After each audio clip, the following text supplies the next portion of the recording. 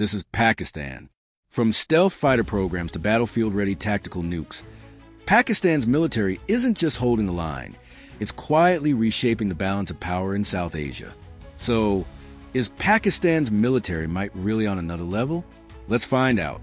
Waving hand, welcome back to Intel Prime, where we decode global power plays and military strategy without putting you to sleep. If you want world affairs served with sharp analysis and zero fluff, hit subscribe and let's dive in. Pakistan doesn't have the luxury of ignoring defense.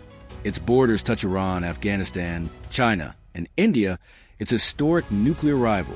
Imagine being stuck in a group chat where everyone's armed and nobody gets along. Since independence in 1947, Pakistan has fought 4 wars with India, endured insurgencies, and balanced a love-hate relationship with the U.S., all while trying to secure its place in South Asia. For Pakistan, military power isn't a flex, it's survival. When India tested nukes in 1998, Pakistan answered. But instead of only focusing on massive warheads, Pakistan invested in tactical nuclear weapons, smaller, battlefield-ready nukes meant to stop India's conventional army in its tracks. It's risky, it's controversial, but it sends a message. Bring your tanks, and we'll bring fireworks. With over 600,000 active soldiers, Pakistan's army isn't just huge. It's battle-hardened and deeply embedded in national life. Critics call it a state within a state. Supporters call it Pakistan's spine. From counterinsurgency in the tribal belt to peacekeeping abroad, Pakistan's soldiers aren't theoretical warriors. They're experienced and evolving.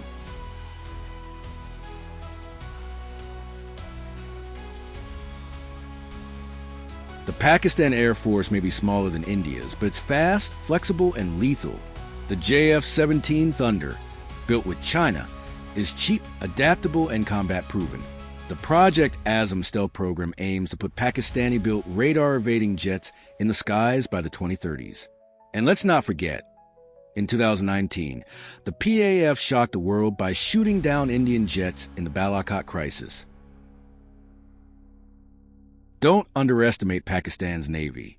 With Gwadar Port and the China-Pakistan Economic Corridor, turning the Indian Ocean into a flashpoint, Pakistan is rapidly expanding its fleet, especially its submarines, some nuclear-capable.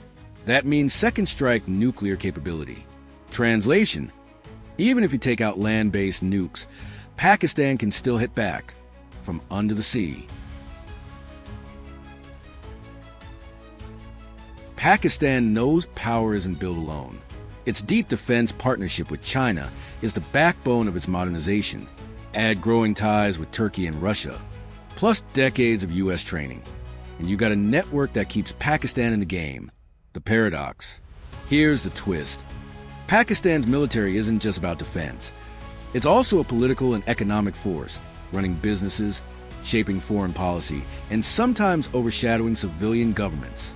That dominance is controversial, but also means Pakistan's defense strategy remains consistent, no matter who's in charge. So, is Pakistan's military really on another level? The answer, yes. Not because of flashy budgets or aircraft carriers, but because of something more dangerous. Discipline, adaptability, and survival instinct. A massive, battle-tested army. A growing, tech-savvy air force. A navy building nuclear teeth. Real nuclear deterrence. Global alliances that matter. Pakistan's power isn't loud, it's calculated. And sometimes, the most dangerous piece on the chessboard isn't the queen. It's the knight that moves when you least expect it. Thanks for watching.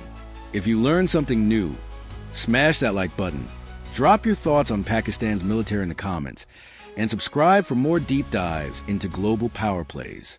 Because here at Intel Prime, we know power isn't always loud, but it's always strategic.